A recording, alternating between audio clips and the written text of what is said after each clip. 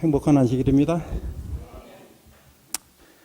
이 시간이 모르겠습니다. 여러분들에게는 어땠는지 모르겠지만 저에게는 상당히 빨리 지나간 한 주일이 아니었는가 그런 생각을 해봅니다. 사실 이 사경회라고 하는 것을 매일 1시간씩 이렇게 해가지고 제대로 된 건지는 잘 모르겠습니다. 근데 가끔은 제가 1984년 11월 달에 이제 목회를 처음 나왔는데 11월 달에 목회를 나와서 1월 달에 사경회를 배정받았는데 두 군데를 배정을 받았습니다. 그때는 목회자가 별로 없었기 때문에 그 한 군데는 제가 이제 서울중앙교회에서 인턴을 보냈는데 한 군데는 조금 가까운 데였고 한 군데는 저 경기 북부 지금 이름이 정확하게 기억이 안 나는데 근데 지금도 그 신장로님이라고 하는 분이 거기에 계시더라고요. 그때는 하도 멀어가지고 거기에 일주일을 가 있었습니다.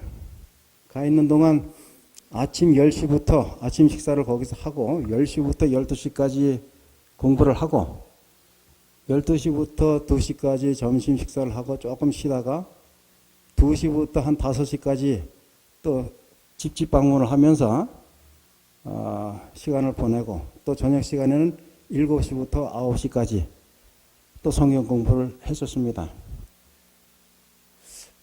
그리고 나서 그런지 모르지만은 상당히 그때 처음 사경에 나갔던 그 기억이 아직까지도 생생합니다. 근데 점차적으로 시간이 줄어들고 작년에는 또 색다른 경험을 했습니다. 사경회를 하는데 우리 상록수에서 그리 멀지 않은 교회인데 그 담임 목사님한테서 연락이 왔어요. 목사님, 저희는 이 교회가 너무 저녁에 잘 못 모이기 때문에 금토만 했으면 좋겠습니다. 그러더라고요. 금토만. 그래서 그 교회에서 원하면 그렇게 해야지요. 하고 금요일 날 그쪽 교회에서 이제 시간을 좀 할애를 해 주셔서 1시간 반 하고 안식일 날은 안식일 학교를 안 하고 9시 반부터 12시 반까지 그냥 한 2시간 정도를 공부를 하고 1시간은 예배 드리면서 또 성경 공부하고 그런 경험도 해보았습니다. 여하튼 간에 앞으로는 더 그럴 것 같습니다. 성경 공부할 시간이 없어질 것 같아요. 왜냐하면 사탄이 가만히 안 두거든요.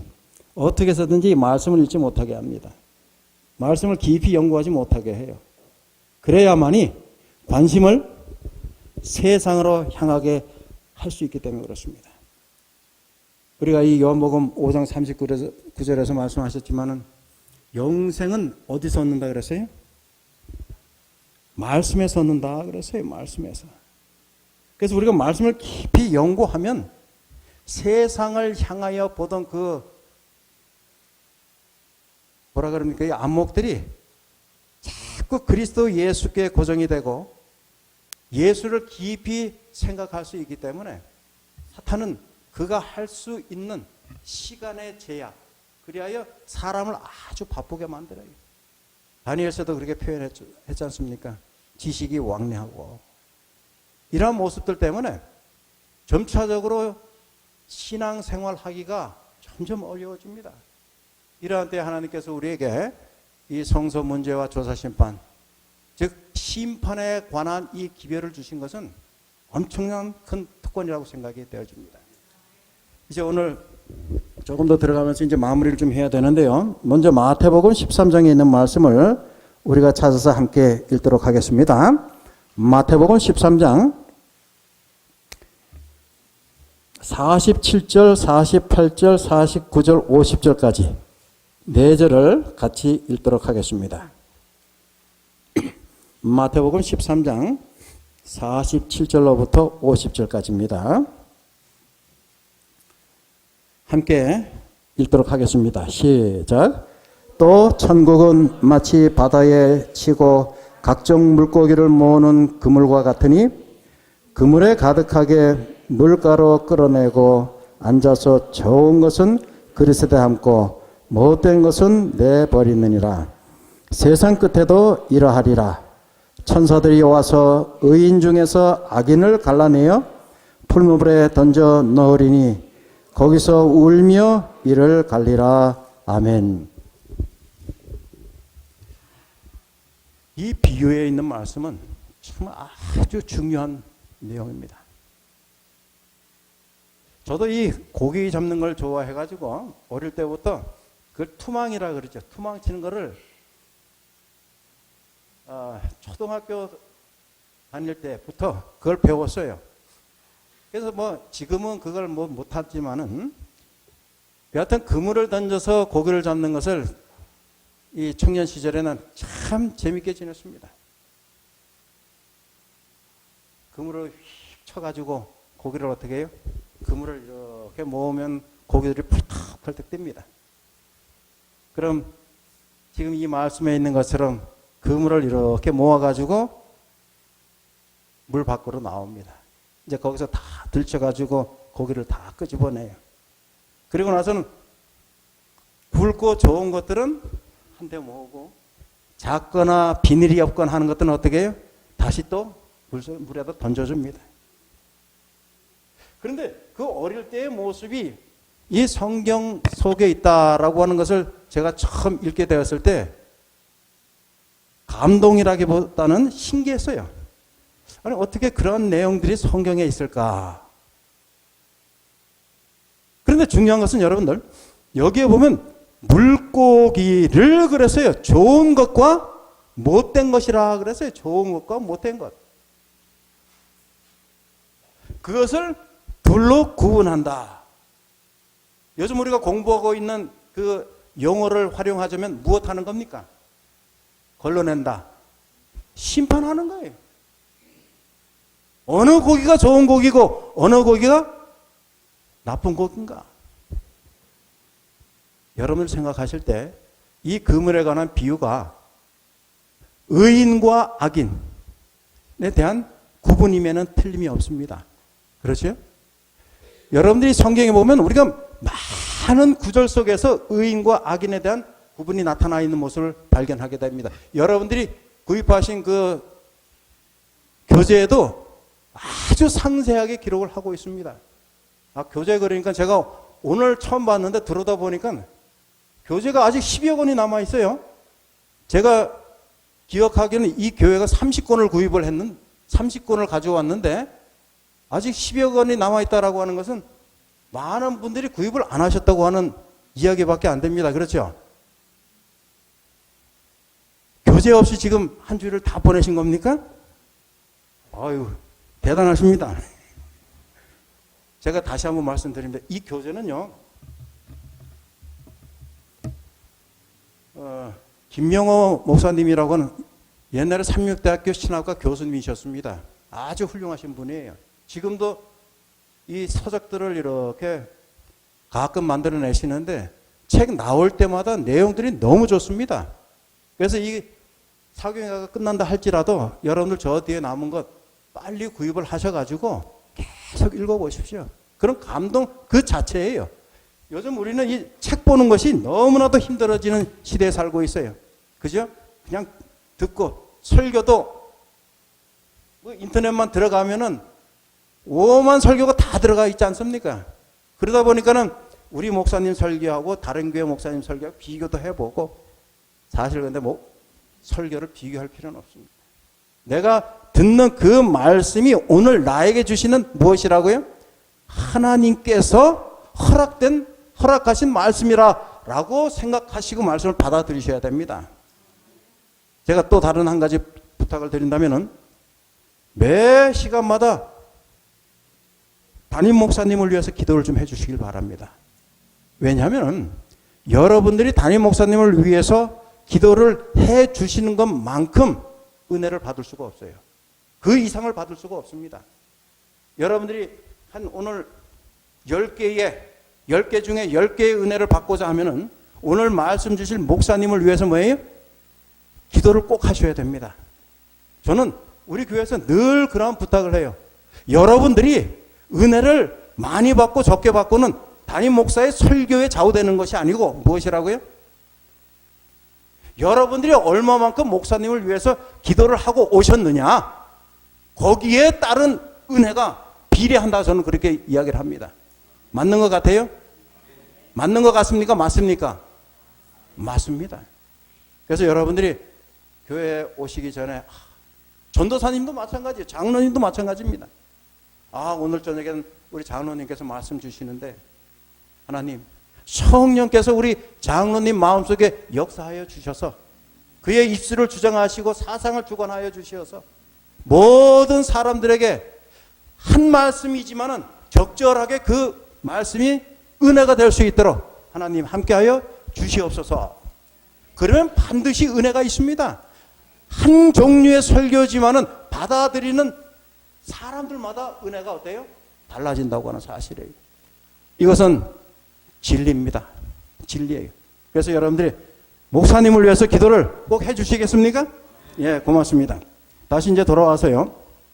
의인과 악인에 대한 이러한 구분은 여러분들이 잘 생각하셔야 되는데, 이 그물에 관한 비유가 의인과 악인을 구별한다라고 하는 마지막 때의 모습 속에서 예수를 받아들인 자와 예수를 받아들이지 않는 자와의 구분입니까? 아니면 예수를 똑같이 믿고 섬기고는 있지만은 올바른 마음으로 예수를 믿고 있는 사람과 그렇지 못한 사람과의 구분입니까?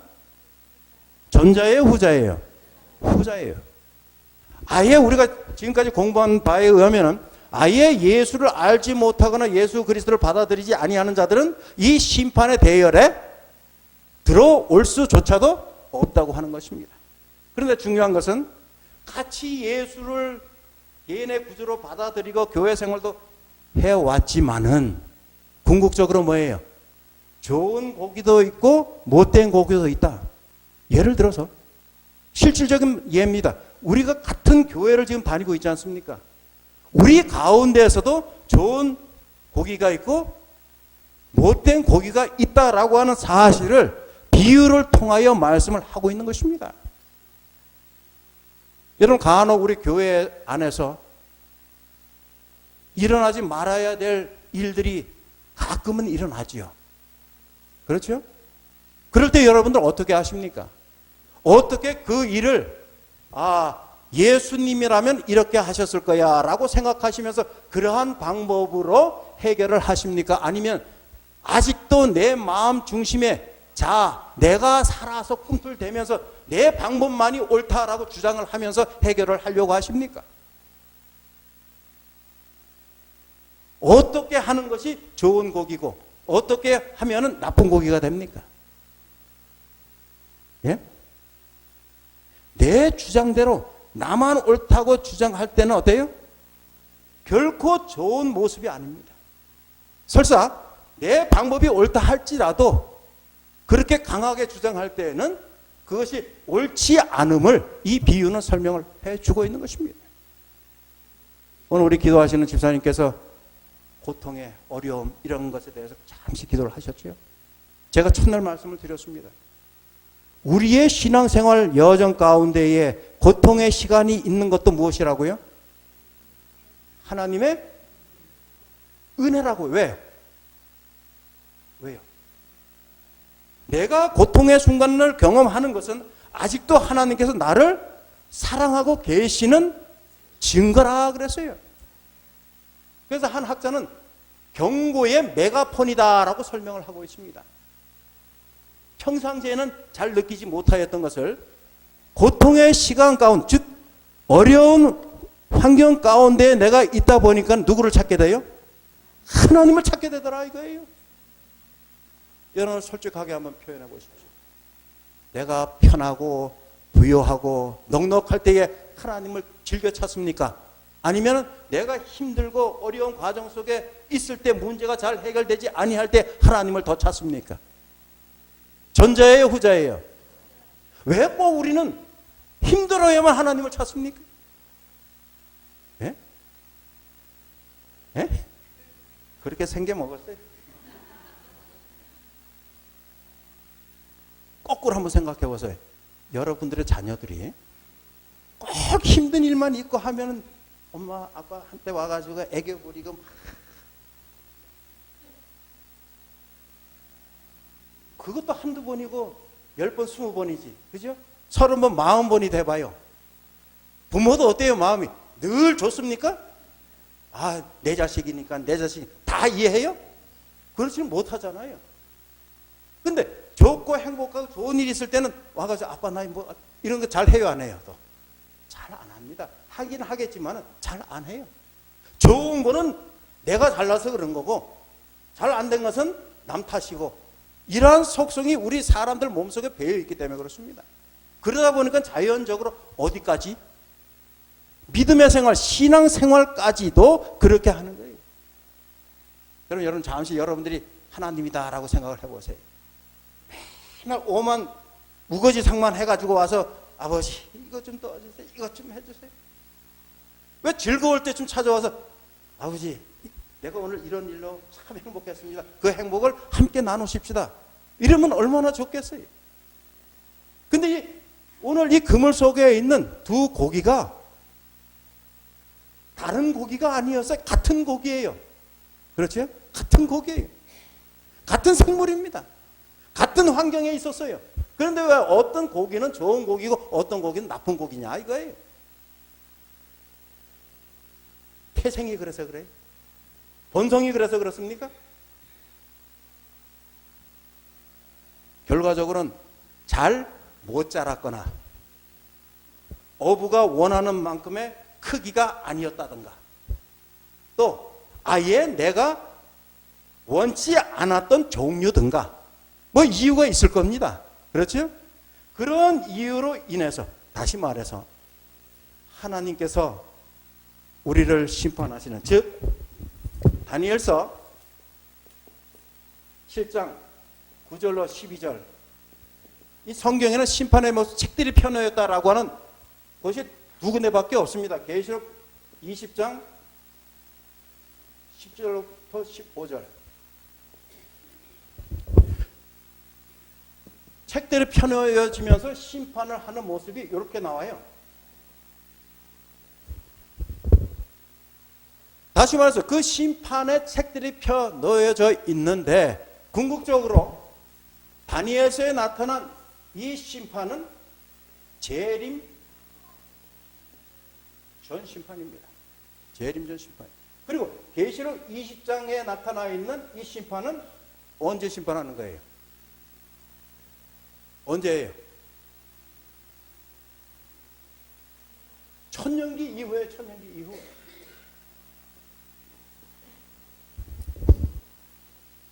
여러분들이 다니엘과 계시록을 공부를 하실 때도 이거는 어떤 상황, 어떤 때 그러한 모습들을 잘 구분하시고 공부를 하신다면 은혜가 배가 됩니다. 그러면은 여러분들 이거 나왔으니까 한번 보십시다. 우리가 어제 저녁에 공부한 것이 유대인을 위한 그것도 우리가 이야기를 했고, 결과적으로는 조사 심판의 시작은 언제부터라고요? 1844년 이후로부터 계속된다 그랬어요. 우리는 이것을 무슨 때라 그랬어요? 마지막 때라. 우리는 이 마지막이라고 하는 소리를 너무 많이 듣고 익숙해지다 보니까 어때요? 둔해졌어요. 그만큼 둔해져서 청명이 자꾸 떨어집니다. 귀도 잘 안 들리기 시작해요. 냄새도 잘 못 맡습니다. 하나님께서는 지금도 여전히 성령을 통하여서 어떻게 해요? 우리에게 경고를 하고 계세요. 여러분 흔들림이라고 하는 얘기 들어보셨죠? 이 흔들림도 궁극적으로 뭐 하는 겁니까? 피질인데 뭐 하는 거예요 이게? 알곡과 가라지를 걸러내는 거예요. 이 흔들림은 결과적으로 뿌리가 깊이 내리지 못하면 어때요? 뽑혀버린다는 겁니다. 여러분 그 계시록 20장 15절에 보면은 생명책에 이름이 기록되지 못한 자들은 뭐라 그랬어요? 불못에 던지운다. 어떻게 보면 이 말씀이 너무나 충격적입니다. 생명책이 뭡니까? 생명책. 어제 저녁에 우리가 공부한 대로 성소의 뜰에서부터 죄인이 자기 자신의 죄를 짐승에게 전가시키고 피를 가지고 제사장이 어떻게 해요? 성소에 가서 뿌리고, 그래서 우리의 죄는 용서받았지만은 우리의 죄에 대한 기록은 어디에 기록된다 그랬어요? 성소에 기록된다 그랬어요. 성소에. 다시 말해서 그럼 하늘에도 성소가 있어요, 없어요?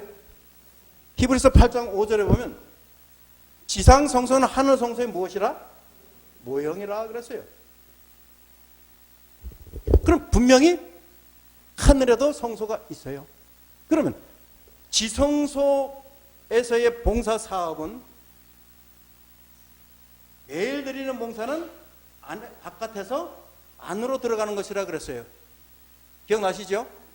지성소 봉사는 지성소에서부터 거꾸로. 우리가 다니엘서 8장 14절에 성소가 정결 할 것이라는 내용에 대해서 어제 공부했어요. 다니엘서 8장 14절.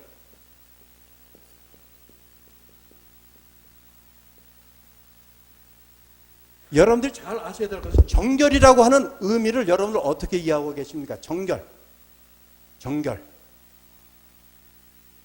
정결은 의로워진다라고 하는 게 의로워진다. 정결은 뭐라고요? 의로워진다. 여러분들이 의로워질 수 있는 방법은 무엇입니까? 의로워질 수 있는 방법은, 내가 의로워질 수 있는 방법이 어떤 방법들이 있었어요? 예수님? 두 글자 아니에요. 무엇으로 말미암는 의? 믿음이에요, 믿음. 우리가 정결하게, 우리가 의롭게 된다라고 하는 것은 무엇으로 해요? 믿음이에요, 믿음.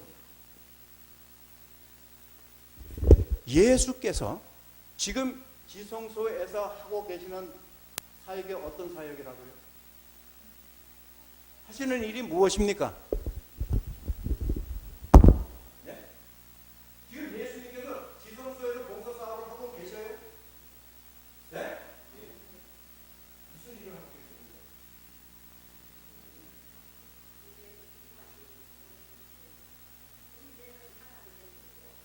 중보. 그 중보라고 하는 게 지금 우리가 공부하는 내용으로 제목으로 지금 뭐 하는 거예요? 무슨 심판? 조사심판을 하고 계시는 거예요, 지금. 이 조사심판은 궁극적으로, 제가 그걸 한 말씀을 읽어드릴게요. 구조화 선지자의 마지막 말씀입니다. 이걸 읽어드리는 게 적어봤어요. 죄를 회개하고 그리스도를 믿음으로 말미암아 그리스도의 속죄의 은혜를 받을 만한 사람이 누구인지를 결정하기 위하여 하늘에 있는 기록책을 조사할 필요가 있다. 따라서 성소의 정결은 조사 심판의 사업이 포함되는 것이다. 이 조사 심판은 그리스도께서 당신의 백성을 구원하러 오시기 전에 해야 할 사업이다. 그리스도께서 재림하실 때에는 각 사람이 행한 대로 갚으실 상고를 가지고 오실 것이다. 살아남는 이들 378쪽에 있습니다. 살아남는 이들 378쪽. 다시 말해서 이 조사 사업은 예수님께서 오시기 전에 맞춰져야 될 사업이다. 그래서 여러분 재림전 심판이라고 들어보셨습니까? 그래서 재림전 심판이라고 불려지는 것입니다. 그리고 1844년 이후로부터 예수님 재림 때까지 우리의 지성소 봉사 사역을 통해서 우리를 조사하신다. 말 그대로 조사. 그렇기 때문에 그걸 뭐라 그래요? 조사 심판. 그래서 여러분들은 재림전 심판과 조사 심판은 결과적으로 동일한 의미입니다. 그러니까 우리 재림 교회에 나오시는 분들 가운데서 재림전 심판이 따로 있고 조사 심판이 따로 있는 것으로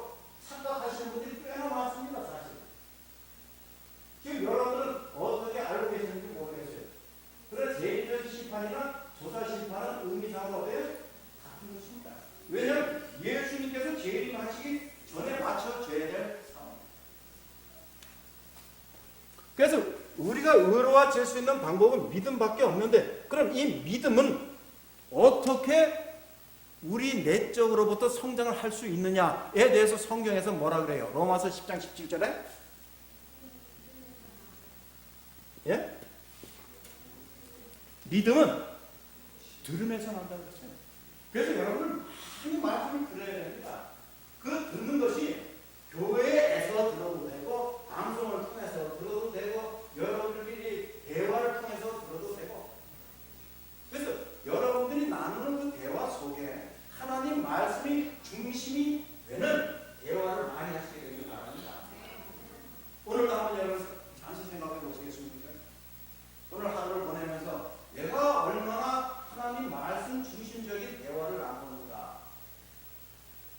히브리서 3장 1절에 있는 말씀처럼 내가 얼마나 많은 시간을 할애하여서 예수를 깊이 생각하였는가. 다니엘 6장 10절에 있는 말씀처럼 다니엘의 뜻을 정하여 하루 3번씩 기도를 하였단 말이에요. 내가 뜻을 정하여 오늘 얼마나 기도를 하였는가. 다니엘 6장 10절에 있는 그 다니엘이 기도하니까 어떤 배경 속에서 기도하셨는지 여러분 잘 아시잖아요. 어인이 찍힌 것을 알고도 그랬어요. 하지 말아라 그랬는데 뭐예요? 하면 죽는다라고 어인이 찍혔는데도 불구하고 기도했어요. 평소에 자기가 여러분 우리가 안 하던 것처럼 해보려고 하면 어떻습니까? 좀 서툴고 어색하고 겸연쩍고 때로는 좀 부끄럽고 그래요. 그런데 예수님도 누가복음 4장 16절에 규례대로 어떻게 회당에 가셨다고 해도 다니엘의 뜻을 전하여 그가 하는 대로 하루 3번씩 기도하였다. 습관을 하면 어때요? 여러분 지금 바깥에 나가셔서 외식을 하실 경우에 주의를 상관하지 아니하고 식사하기 전에 기도하시는 겁니다. 뭐 반도 지금 채 손을 안 주의를 안 하려고 하지 않고 기도하시는 분이 지금 한 3분의 1 정도 되죠. 그런 기도는 안 하진 않지만 그 옆에 사람들 이렇게 한 번씩 보고 이렇게 기도하는 사람 있어요 없어요? 네? 그렇게 하려고 하는 것 같아요. 하나님께서 화내실 것 같아요. 약 올리냐? 그런 하나님은 아니시겠지만 제 생각으로 이제 이게 말씀드리는 건데 내가 하는 대로 하면 어때요? 하나도 이상하지 않습니다. 근데 안 하다가 하려고 하니까 어색한 거예요. 잘 모르시는 분인데 내가 이렇게 이렇게 시켜놓고 기도하려고 하니까 어때요? 어색하죠. 그런데 하나님 어찌되었든 간에 바깥에서 식사를 하지만은 이 식사를 할 수 있도록 은혜를 주셔서 왜? 감사합니다. 그렇게 속으로 생각하고 아멘하면 얼마나 좋아요. 그럼 짧게 하고. 제가 이 말씀을 왜 드리냐면 소논문을 쓸 때 그걸 기도를 하는 내용에 대해서 제가 책을 한 적이 있거든요. 제가 이렇게 하는 표현을 쓴 것이 그렇게 하는 사람은 생각보다 너무 많아요. 안 하기는 뭐 하는 거예요, 사실. 안 하기는 뭐 하고 하자니 주의가 또 의식이 되고 그러다 보니까 이런 사람들이 제가 그 조사한 것은 4, 5년 전인데 그때 벌써 45% 거의 반이 됩니다. 그리고 지금처럼 주위에 상관없이 기도를 하고 식사합니다. 퍼센트가 상당히 높았어요.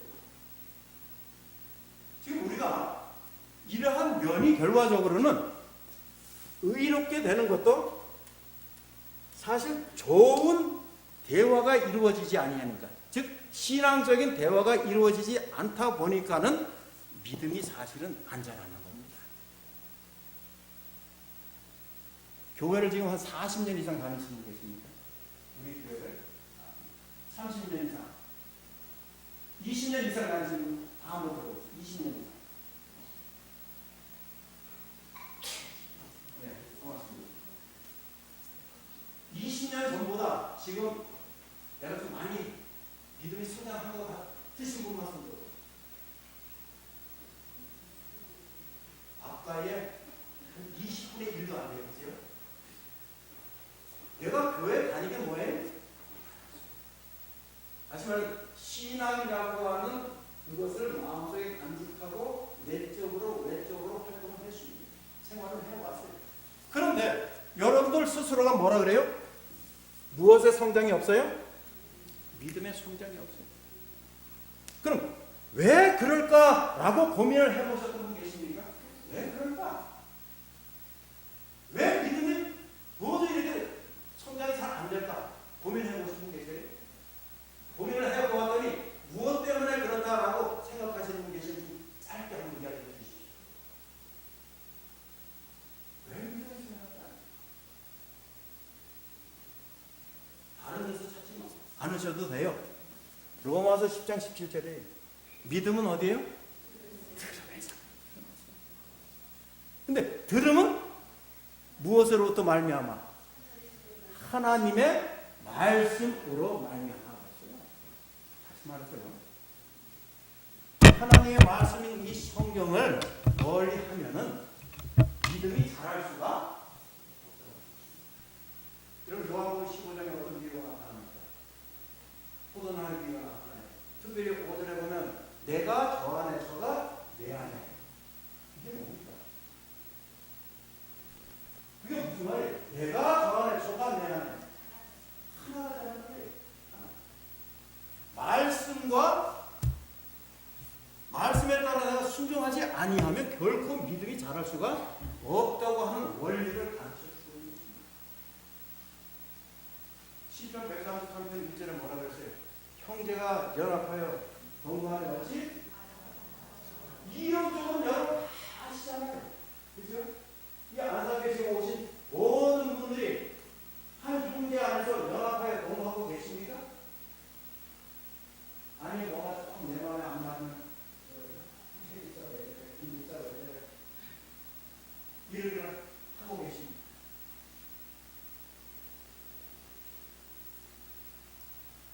여러분 화장에 오면 빛이라고 하는 역할을 해서 이야기합니다. 그래서 우리에게도 빛이 되라고 말씀을 하셨어요. 빛. 근데 그 빛이 내 스스로 무엇인가 하면 빛이 될 수가 없어요. 여러분 이 창조의 세계 가운데서 첫째 날, 넷째 날, 둘째 날, 다섯째 날, 셋째 날, 여섯째 날 그것을 어떻게 짝을 이루었잖아요. 먼저 만들어 놓고 그 공간을 채워가시는 이런 하나님의 창조의 원리 가운데서 나타나 있거든요. 그럼 우리가 연합한다라고 하는 것도 내가 원하는 것, 내가 좋아하는 것만 주장해서는 연합이 절대가 안 됩니다. 때로는 내가 원치 않지만 다른 사람이 그걸 원하면 양보하고. 사실 저는 우리 교회에서도 리더 교육할 때 그거는 아주 강하게 교육을 합니다. 다른 건 다 해도 좋아. 조금만 양보하고 조금만 이해하라고 해요. 어떻게 보면 같은 내용 같은데 절대로 같지가 않아요. 많이도 말고 어떻게 해요? 조금만 양보하라고. 조금만 양보하고 조금만 이해해요. 그러면 문제가 일어날 수가 없습니다.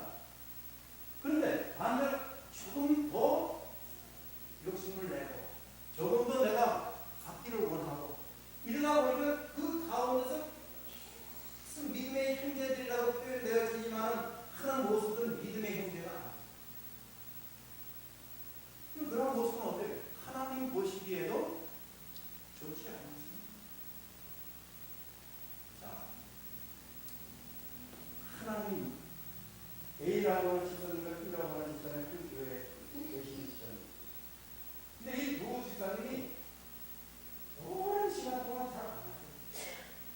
이분이 뭐라 그러면 이분이 반대하고 이분이 뭐라고 하면 이분이 또 반대하고 그 가운데는 담임 목사는 너무 힘든데 이쪽 얘기를 조금 들어주는 것 같으면 이쪽 분이 또 뛰시고 이쪽 분 얘기를 좀 들어주는 것 같으면 이쪽 분이 또 뛰시고 그래서 거리를 유지하면서 양쪽을 다 허용하려고 하다 보면 두 분이 같이 공격을 하고 그럴 땐 어떻게 해야 됩니까? 어떻게 하는 게 지혜로워요?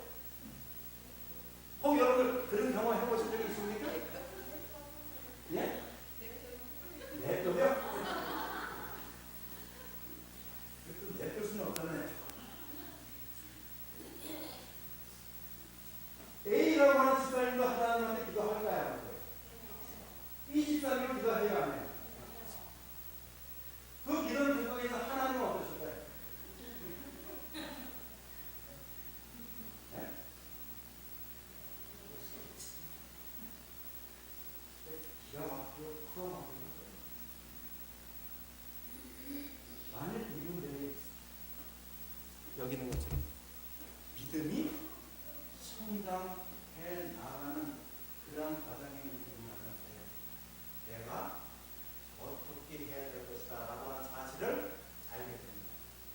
왜냐하면 하나님께서 지혜를 주시거든요. 하나님께서 지혜를 주십니다. 그런데 하나님께서 지혜를 주시려고 스탠바이 하고 계시는데도 계속 내가 원하는 것만 내려주면 어때요? 복이 여기까지 와 있는데 손만 뻗으면 될 것을 손을 안 뻗으니까 못 뻗는 거예요. 근데 지혜가 없으니까 자꾸 내 속에 있는 말만 하는 겁니다. 그러고 나서는 또 누구 찾아가서 얘기해. 누구 찾아가서 얘기해. 그런 분들은 결과적으로 우리가 마태복음 13장에서 읽었지만은 어떤 복이냐, 어떤 복이냐. 그래서 지금 마지막 때지만은 또 다른 좋은 말로 표현하면 이때부터 이때 재림 전까지는 무슨 시기라고요? 또 은혜의 시기라 그랬어요. 은혜의 시기. 은혜는 뭡니까? 내가 무엇인가를 잘했기 때문에 주시는 것이 은혜가 아닙니다. 나의 공로는 전혀 없는 것입니다. 여러분, 우리가 구원을 어둠에 있어서도 은혜로 얻습니까? 아니면 내가 무엇을 하기 때문에 얻습니까? 은혜예요. 아, 목사님, 은혜라면 내가 예수님을 받아들이면 내가 결정하는 건 아닙니까? 그래요, 그래요. 내가 선택한 것 아닙니까? 내가 한 것이지 않습니까? 이렇게 표현해야 되는 거예요.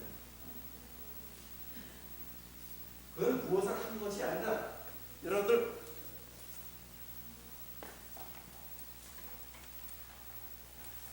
예수님께서 십자가상에서 다 이루었다라고 하는 그 의미가 뭐라 그랬습니까? 무엇을 다 이루셨다? 구원의 조건을.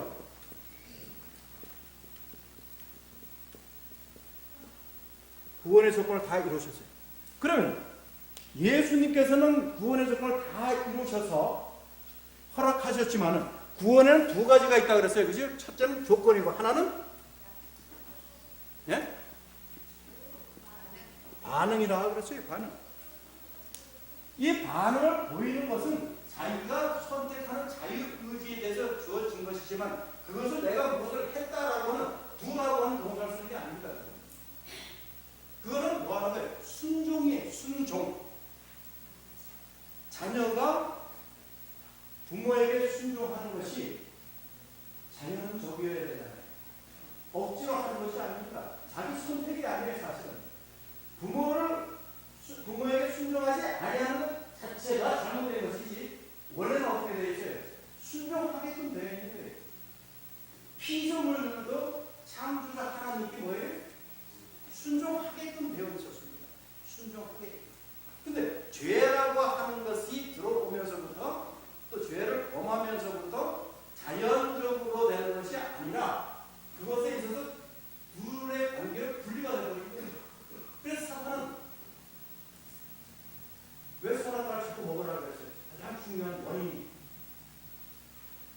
이것을 먹는 날에는 내 눈이 밝아져서 누구와 같이 되리라? 이건 엄청난 거 아니에요? 피조물이 하나님이 된다라고 하는 것 자체가 잘못되었는데도 불구하고 하와는 어때요? 사탄이 아니에요. 아담은 어때요? 꼬이니까 그런가 보다. 네가 이것을 먹으면 하나님같이 되는 것이 하나님이 싫다는 거다.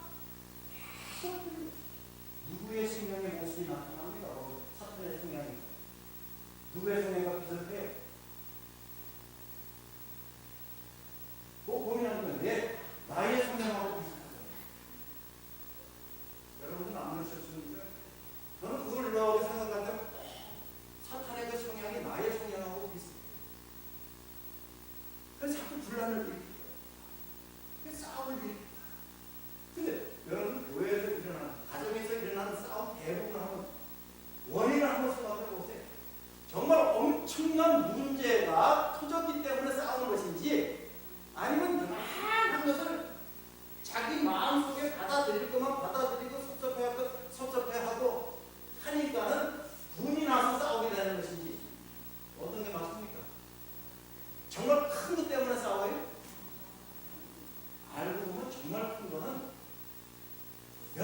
하나 일어날까 말까고 대부분이 다 어때요? 교회 안에서 일어나는 긴 집사와 집사 사이에서 일어나는 그런 일들은 어떤 문제예요? 그것도 아무 문제가 아니에요. 그럴 때는 어떻게 하면 되느냐? 한번 따라해보세요. 숨을 크게 한번 들어마십니다. 그렇게 하고 그 다음에 얘기하면 문제가 아니에요.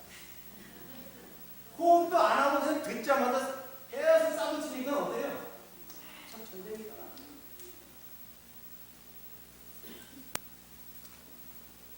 다 이루었다라고 하는 조건 속에서 하나님께서 다 이루었다고 하는 것이고, 우리는 반응을 보여야 되는데 이 반응을 보일 수 있는 자는 다른 게 없습니다.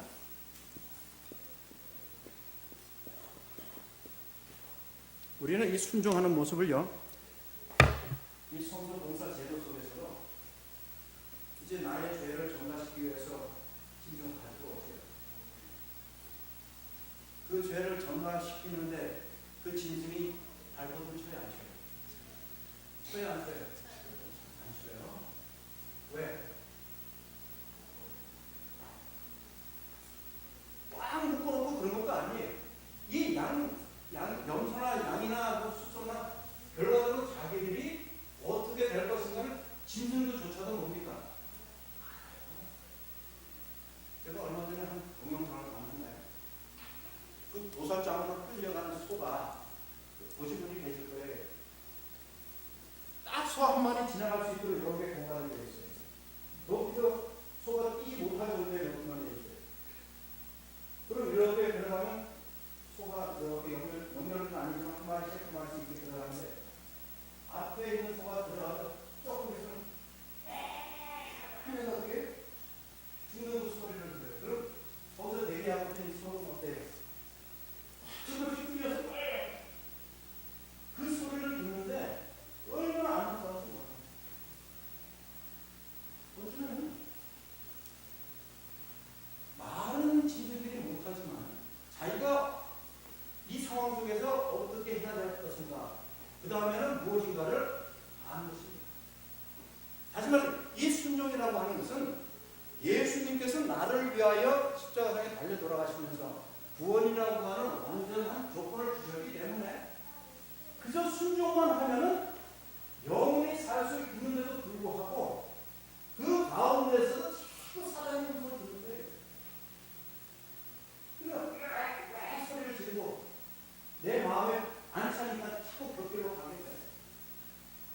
그래서 여러분이 이 성소제라는 아주 복잡하지만 단순하게 표현되는 것은, 그래서 여러분 뜰이라고 하는 첫 번째 칸에서는 3단계가 있다 그랬죠. 그죠? 희생. 그 다음에 성소에서는 속죄. 지성소에서는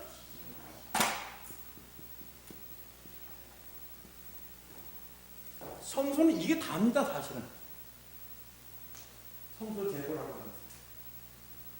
레위기 17장 11절의 말씀처럼 희생이라고 하는 것에는 생명의 피, 생명 그 자체는 피에 있는 것이고, 그죠?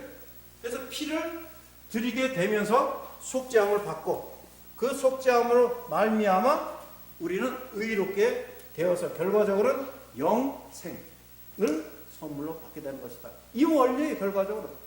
근데 그것이 지금 예수님께서 하늘 성소에서는 무엇을 하고 계시느냐? 이것에 대해서는 많은 사람들이 하늘 성소에, 하늘에는 무슨 성소가 있습니까? 우리 제일교회 다니시는 분들 가고 있어요. 그러나 여러분 히브리서 8장 5절에 뭐라고 해요? 지상 성소나 하늘 성소에 모여라. 자, 성소에 대해서 한 가지 좀 질문을 드릴게요. 우리가 천명의 새 예루살렘 도성에 올라가죠. 그렇죠? 새 예루살렘 성에도 성소가 있어요.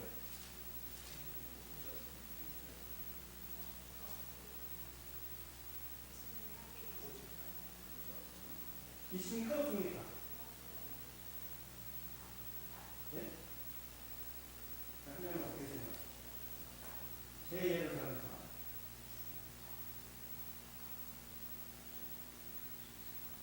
있다. 있다, 없다, 모른다. 모른다가 더 많아. 예? 예. 계시록 21장 20장 보실래요? 계시록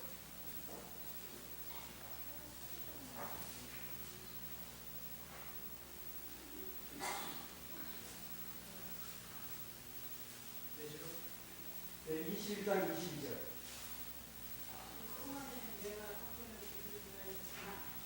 너는 그래서 성 안에서 뭘 보지 못하였으나 소원들을 어디 있다는 소리예요, 없다는 소리예요? 왜 없다는 소리예요? 그 뒤에 읽어보세요. 전능하신 이 누구예요? 왕?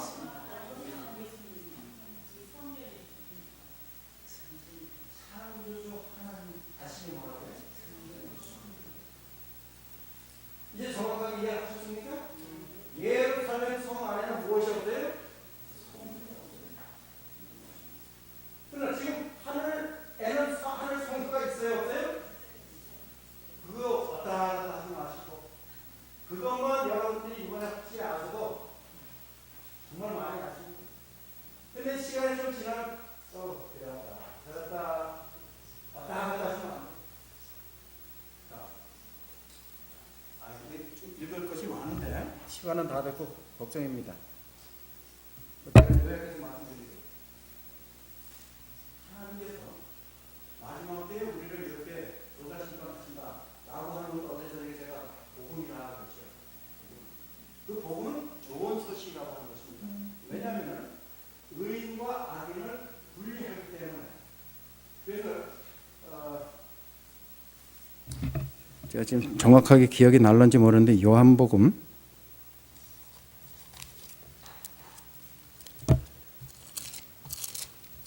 5장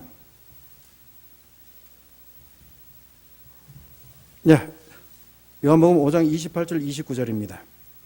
이를 놀랍게 여기지 말라. 무덤 속에 있는 자가 다 그의 음성을 들을 때가 오나니 선한 일을 행한 자는 생명의 부활로 악한 일을 행하는 자는 심판의 부활로 나오리라. 여기 보면은 무덤 속에 있는 자가 다 그의 음성을 들을 때가 오나니 그래서 다시 말해서 죽어 있는 자라 할지라도 왜 하나님의 음성을 듣고 죽은 자들 가운데에서도 생명의 부활로 심판의 부활로 생명의 부활과 심판의 부활 시기적으로는 얼마의 차이가 있어요? 1000년이라고 하는 시간적 차이가 있어요. 그러면 생명의 부활로 부활하는 자의 부활의 목적은 무엇이고 1000년기 뒤에 심판의 부활로 부활하는 사람의 부활의 목적은 무엇입니까? 영생과 영생과 영생입니다. 똑같은 과정을 거치지만은 다른 것은 시기가 틀리고 목적이 다르다는 거예요. 목적이 다르다. 첫째 부활과 둘째 부활은 결과적으로 1000년의 시간이 차이가 있어요. 그럼 생명의 부활의 목적은 이제 더 이상 말 그대로 성년도 없는 새하늘 예루살렘입니다. 그리고는 영생을 하기 위한 심판의 부활은 어때요? 그러니까 이것이 지금 살아있는 우리들만에게 주어진 심판이 아니라고 하는 거예요. 죽어있는 무덤 속에 있는 자들에게까지라도 조사 심판이 이루어지고 있다. 그래서 이 조사 심판이라고 하는 이 영역은 상당히 넓습니다. 넓은 영역 속에서 그래도 오늘날 살아있는 우리들에게는 지금 죽어있는 자들보다 살아있는 우리들에게 큰 어드밴티지가 유익한 점이 있다면 무엇일까요? 기회가 있다. 기회가 있다. 죽어있는 자들은 지금 어떻게 계시록 22장 12절인가요? 자기가 행한 대로 그랬어요.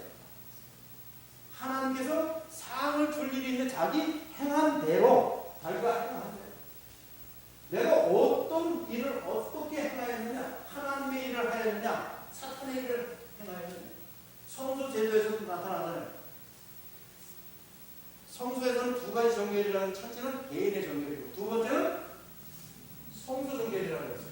그럼 개인의 정결은 자기 자신의 죄를 동원하고 속죄함을 받고 용서받는 것인데 성소의 정결은 뭐예요? 다니엘 8장 14절에 짓밟히는 모든 것이 성소가 종결되면 되는 것인데 종결이 되면 정결이 돼요. 그죠?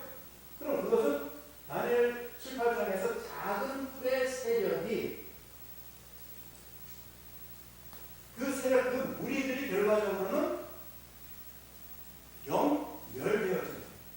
지성소에서부터 거꾸로 나와서 마지막에는 아사셀에게 아론이 두 손을 들고 안수를 하고 어때요? 광야로 이 광야라고 하는 것이 계시록에 나타난 무적행입니다. 그 무적행에 뱉어놓고는 그럼 어떻게 되는 거예요? 다시 그 존재마저도 없어져요. 흔적 줄 수가 없어요. 다시 말해서 우리에게는 개인적으로는 죄를 용서받아야 돼요. 그것도 매일의 제사라고 했어요. 매일의 제사. 그래서 우리는 하루 일과를 시작하면서 기도로 시작하고 말씀으로 시작하고 하루가 맞춰지는 때도 어떻게 내가 오늘 나의 생애의 마지막이다 라고 하는 생각으로 살라고 와이프님이 언급을 해줍니다. 내일이라고 하는 생각을 하지 마요. 최근에 저는 잠을 자다가 죽는 사람 몇 사람 봤습니다. 어떻게 보면 행복한 죽음일 수도 복된 죽음일 수도 있지만 가족들에게 있어서는 너무 안타까워요. 그런데 와이프는 그 글 속에는 아주 강력하게 요청을 합니다. 오늘이 나의 생애의 뭐예요?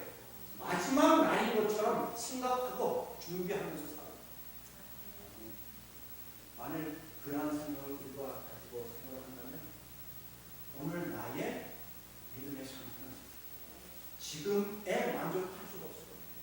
저절로 증가하고 성장해 나갈 수밖에 없음을 기억하십니다. 우리가 이것을 공부할 수 있는 시간이 너무 짧아서 완전하게 충분하게 못 알아서 그러나 중요한 것만은 골라서 했습니다. 여러분께서 저 책을 대하고 읽어보시면서 그날 궁금하면서 우리 담임 목사님 아주 구원론에 대해서 아주 해박한 이 성경 지식을 갖고 계시는 분이니까 질문도 하시고 하여튼 말씀에 대해서는 여러분들 궁금한 것을 가지고 있지 마시길 바랍니다. 계속 질문하셔서 알 때까지. 왜요? 내가 이 말씀을 이해할 수 있는 날이 오늘이 뭐예요? 마지막일 수도 있다. 마지막일 수도 있다. 그렇기 때문에 오늘 배우고 오늘 익히고 오늘 내 것으로 만들고 그런 모습으로 2019년도를 시작한다면 1844년부터 마지막 때 이 시기가 오늘 2019년 1월 11일부터 누구의 생애가 바뀌는 겁니까? 나의 생애의 모습이 바뀌는 거예요. 그래서 짧게는 올 1월 마지막 날 이렇게 뒤돌아보면서 참 다른 때와 틀린 것을 느끼는구나. 이러한 힘으로 살아야지. 2월달, 3월달, 4월달 점점 개월수가 많아질수록 영적으로 여러분들이 살이 있어요. 정말 위로는 하나님께서 우리와의 관계 속에서 해주시는 그 사랑. 또 역으로는 우리 동료들과의 사람들과의 관계 속의 사랑. 이러한 사랑을 풍성히 경험하시고